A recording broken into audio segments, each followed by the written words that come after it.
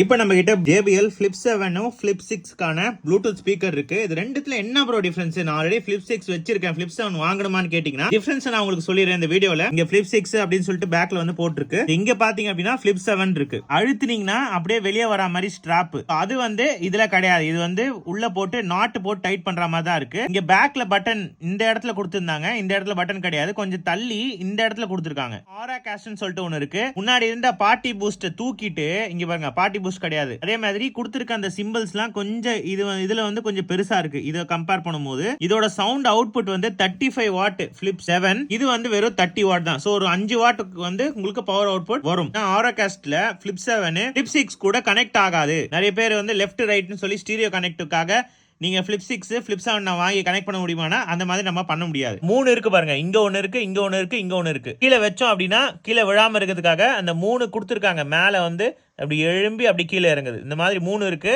But Flip 7ல பாத்தீங்க அப்படின்னா உங்களுக்கு 4 இருக்கு. நல்ல ஒரு இடத்துல இருந்து டிராப் பண்ணீங்க அப்படின்னா உங்களுக்கு சீக்கிரம் வந்து டேமேஜ் ஆகாத மாதிரி கொடுத்திருக்காங்க Flip 7. அதே மாதிரி இதுல IP68க்கான இந்த ரேட்டிங் கொடுத்திருக்காங்க. சீக்கிரம் டஸ்டும் அதே மாதிரி தண்ணிக்குள்ள முங்குனீங்க அப்படின்னா நீங்க 30 நிமிஷம் வரைக்கும் உள்ளே வச்சிருக்கலாம்.